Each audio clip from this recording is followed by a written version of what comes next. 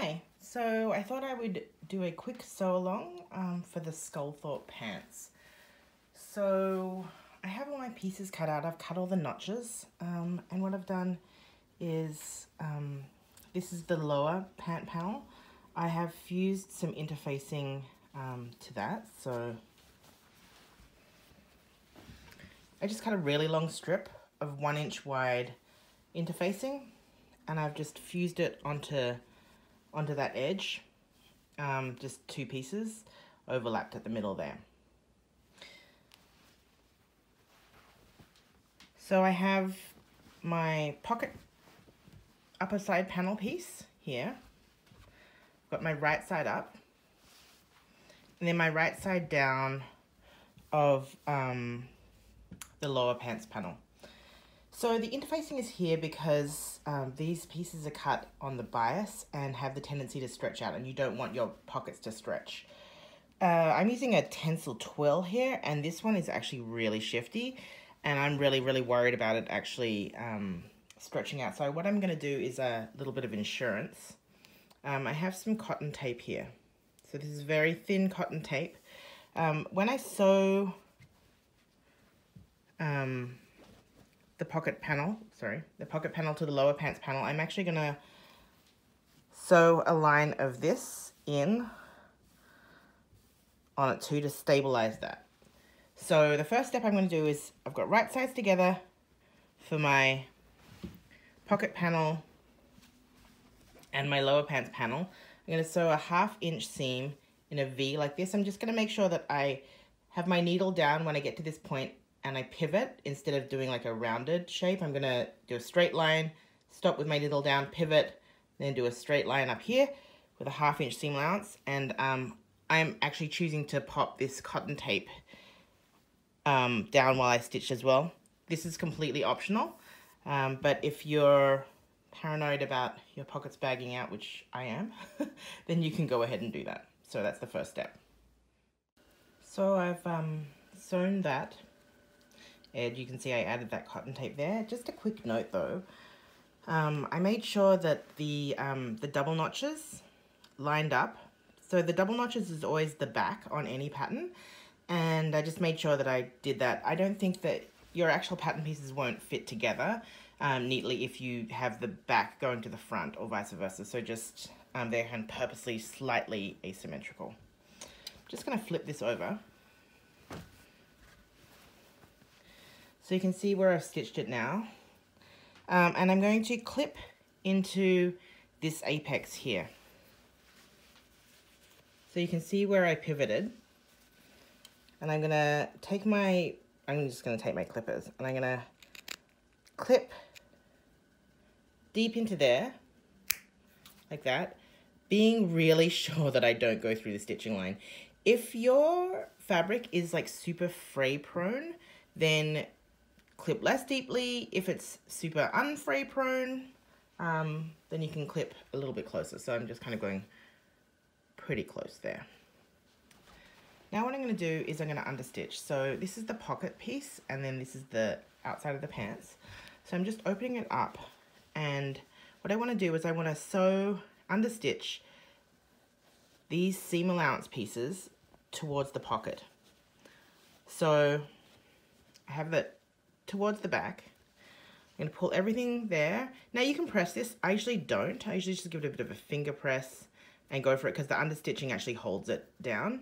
But you're going to sew just a pin's width away from that seam line here towards the pocket. So we won't see this stitching. This is just to hold everything nice and flat and to stop that from rolling out. So I'm going to go ahead and do that.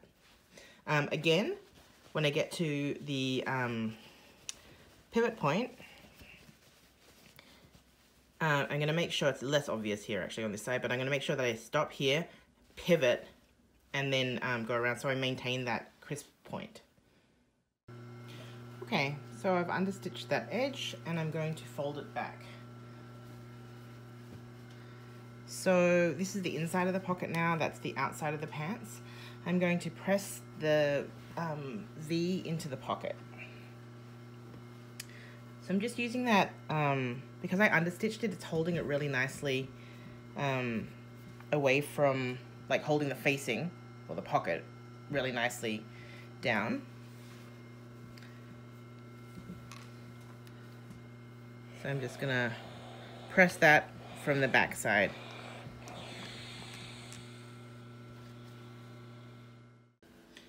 So I have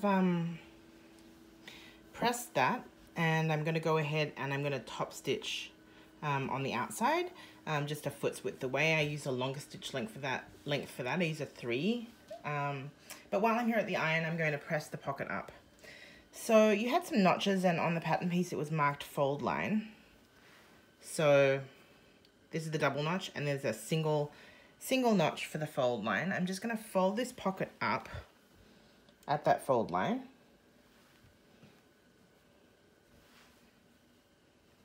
On both sides. So I'm just evening it up. Some of you might have other ways you prefer to mark the fold line, but I find notches is good enough for me. Just going to press that in.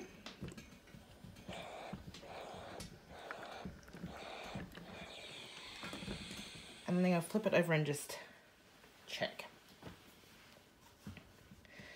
So if I have everything lined up, then this top edge where I finished sewing here should align with a notch here. And same on this side. So I'm going to line those with a notch. And then just double check that it's all sitting nice and flat, which it is. So I've got that aligned with a notch. This is my fold line. So after I top stitch this, what I'm going to do is I'm just going to stay stitch this pocket together, because when you sew the panel on the side, you don't want to like miss a layer essentially. So I'm just going to go, it's really important that you line this notch up with this finished edge here. I'm going to line these 3 edges up here and just do a stay stitching just a 1/4 inch away from the edge of the fabric, just to hold it all in place. I have my side panels laid out now on the table, and I find this is important just because the whole way through this you want to make sure that that you're making a right and a left leg. It sounds silly, but it's quite easy to accidentally do it incorrectly, especially if your fabric doesn't have an obvious right and wrong side. So this is the back, and I can tell that because it's got the double notch here, and also because it slopes up slightly to this corner. So I'm going to now take my back pieces and lay them right sides together against the side panel. So I'm going to go ahead and I can match the notches, the double notches here, and I'm going to sew with a 1/2 inch seam allowance along this side panel. So attaching the side panel to the back piece, and then I'm going to do the same and add the front panel to this side panel, the front piece to the side panel. And if you like, you can go ahead and top stitch that as well. I'm not sure that I'm going to with this fabric. I'll see what it looks like. I have one side done. So I have the side panel, the back and the front, my pocket. I actually decided not to top stitch this one. This is a tencel, and to be honest, it is not my friend. It's being quite frustrating and it's slipping everywhere, so I'm not going to top stitch it. And it also tends to mark when it presses. So anyway, there we go. Be warned. So the next step is to join the inseams. So I'm going to go right sides together.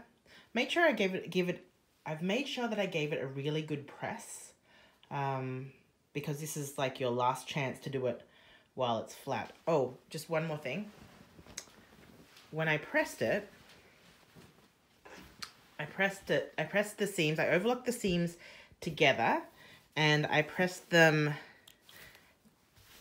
outwards, towards the back and towards the front. So that's because, especially in a thicker fabric, you might have a little bit more bulk on this kind of pocket edge. And if you try and fold that in, it's going to fold in on itself and give you like a lot of bulk there. So I just keep it nice and flat. And so we keep it as unbulky as possible. So yes, so I'm going to go ahead and right sides together, sew together the inseams. So I'm going to do that on both sides. Oh, and then I will overlock those edges together, serge those edges together, and press them towards the back. Just thought I'd show you how I press seams. This is how I press every seam. So I have it laid out on my ironing board, just single layer. So I've got the ironing board kind of inserted up the leg. This tencel, as I mentioned, is being a pain, and it marks really easily with ironing, so I'm using a pressing cloth. This is a silk organza pressing cloth. The nice thing about it is you can kind of see through it, and silk will take a really high heat, so you can press anything with it. So I'm just going to press it. So this is the back, so I've got it towards the back, and I'm just going to press it flat. Just trying to make sure that I open up, well, like that I make sure that seam is all the way open, that there's not any pieces that are kind of, you know, folded in on itself. So if you get half the leg like that, and then for the other half of the leg, I have this really nasty looking sleeve board. So if you don't have one of these, and I only got this recently from a tailor that was closing down, so if you don't have one, you can use like a sleeve sausage thing, one of these. Just put it in there, but kind of like this. I think this one's actually homemade, but it works very well. I like it a lot. So just gonna fold this open, use my press cloth again, and press it the right way.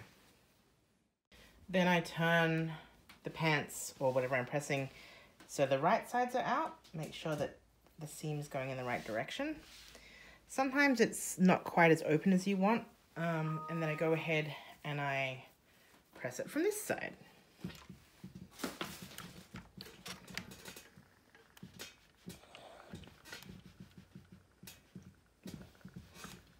So in general, when I'm pressing, I'm not like ironing this way. I'm really holding it in place. I like to give it a little jiggle. Maybe I'll give it a bit of extra steam.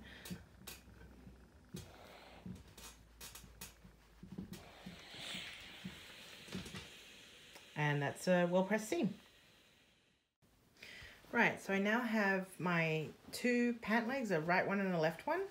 I've pressed them as well as I can, and I'm going to go ahead and attach them at the crotch seam. So I want to have one inside out and one the right way out.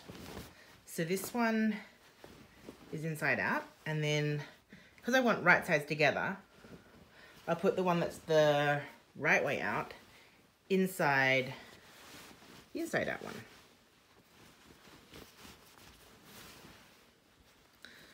So the first thing I do, I'm going to get rid of this. First thing I do is I am going to match my crotch seams here.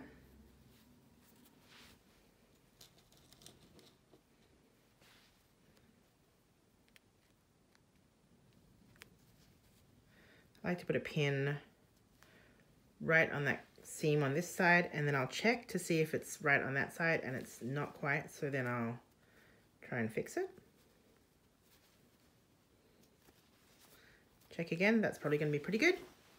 And then you can go ahead and start pinning, or if you don't pin, that's okay. So you can start pinning from that top edge.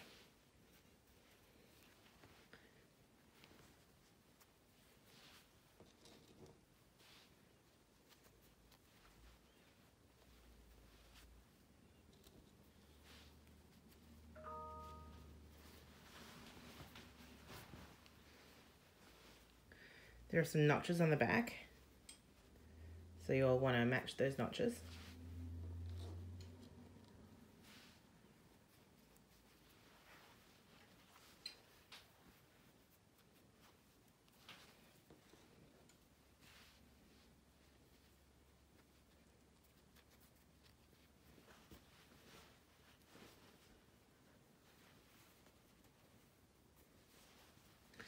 So I'm going to sew this crotch seam with a 1/2 inch seam allowance.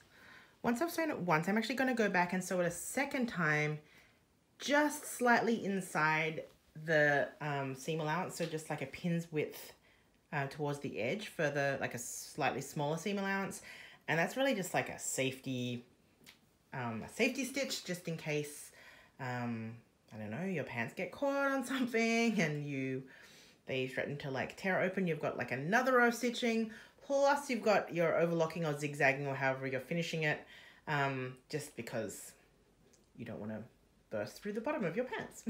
So I'm going to go ahead and sew that 2 lines of stitching, and then I'm going to finish it. I'm going to use my serger.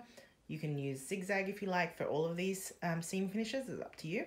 And then I'm going to press it to one side on the front and the back, and then the bit that's like between your legs, you don't have to press that because you want that to kind of like be like together. So I'll be back. Okay, so I have sewn that seam up. This is what it will look like. So you'll have your original stitching line, and then your safety stitch, and then your overlocking line. And I've gone ahead and I've pressed that nice and flat. Let's move on to the waistband. You might find you have to join 2 pieces together. I had to do that. My fabric wasn't quite wide enough for my waist length. So you can just cut 2 long strips of 4-inch wide fabric and then cut it to the right length using your pattern piece. So I've got 1 long strip, and I'm going to join that together to form a loop. So I'm going to just sew a 1/2 inch seam to join these short ends together. There's no need to serge it because it's going to be enclosed, but I'm just going to press that open. Okay, I've pressed it open. So I've got my loop waistband. So I'm going to go back to my ironing board and just fold one edge in 1 centimeter, which is about 3/8 of an inch. So just 1 centimeter. I use a 1 centimeter or 3/8 of an inch seam allowance for waistband applications because you don't want bulk there basically. So there's no point in doing it bigger. So I think it's easiest to go and do this pressing before you actually attach the waistband to the pants, as long as you can do a pretty accurate seam allowance when you sew it onto your pants. So I'm going to press that over, and then I'm going to start pinning it onto the pants, and I'll show you how I do that. Right, so now I'm going to start pinning the waistband onto the pants. So this is the back, and I know it's the back because it actually is higher than the front. There's a higher rise on the back than the front to accommodate your bottom. So this is the center back seam, and I'm going to match that to my seam on my waistband. So I'm going right sides together. I'm just going to pin that, and I'm just going to continue pinning all the way around. I like to make sure that I'm pinning my seams down in the direction that I want them to go. That way they don't accidentally get run over the wrong way. I'm sure you've experienced that. I definitely have. So make sure you're pinning the edge that you didn't fold down. So I'm pinning the raw edge.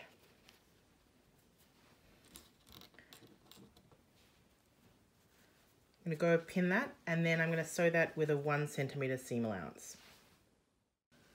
Okay, so I have sewn the waistband on using a 1 centimeter or 3/8 of an inch seam allowance, and now I'm going to press those seams up towards the waistband.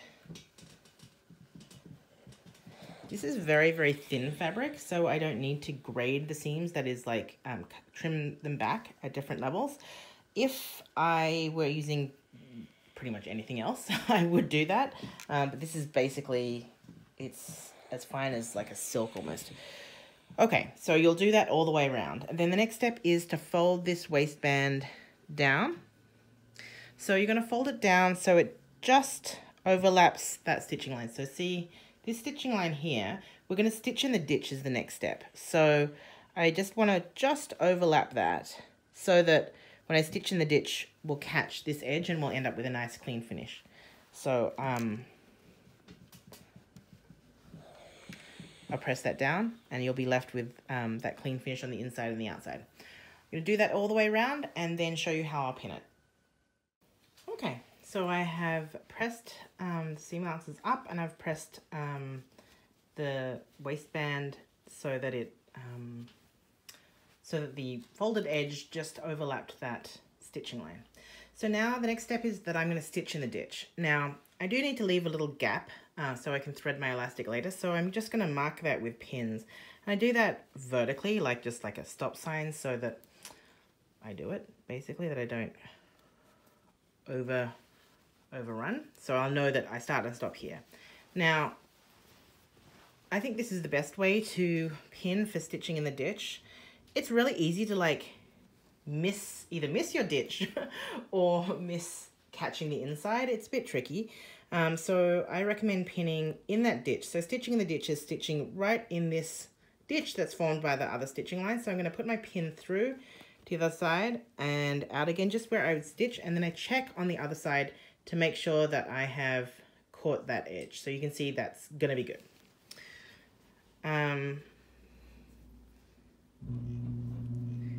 So pinning in the ditch just where I would stitch and then checking it on the other side, and I'm going to do that all the way around.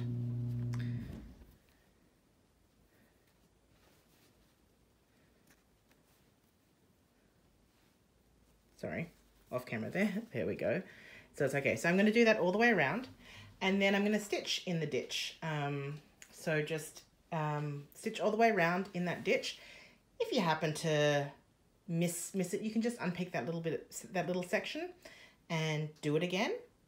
Or if that's if you miss the ditch, or if you find that you miss that back side, if you don't quite catch it down, you can just unpick a little bit, repin it and go over it. It's not really a big deal.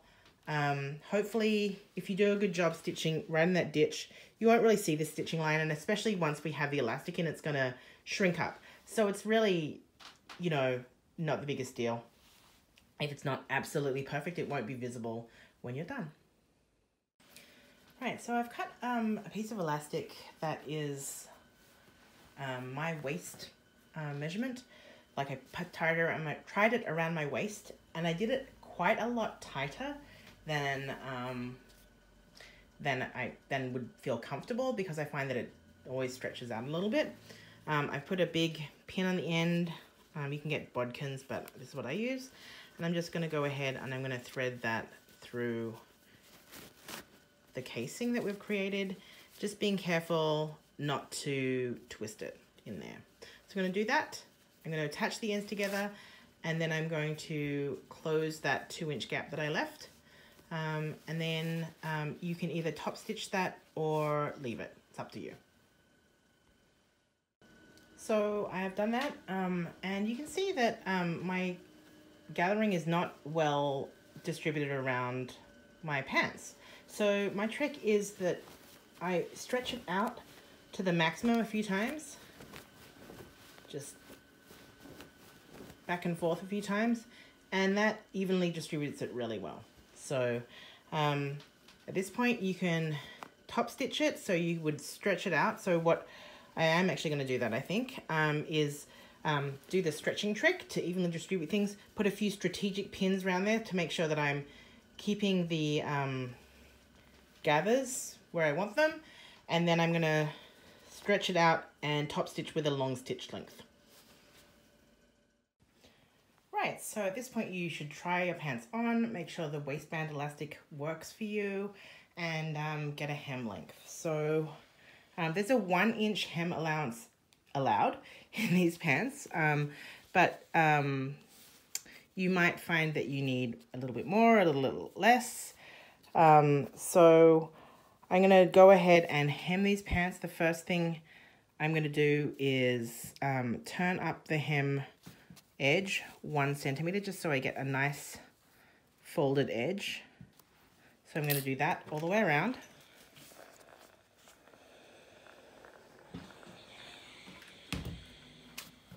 So I'll do that all the way around, and then I'll fold up the rest. So I'm going to do another 2 centimeters, and just from experience I know that'll be right for me. And then I'm going to hand stitch this.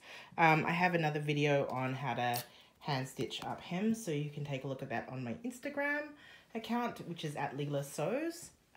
But I hope these pants work out for you. So thanks for sewing along with me.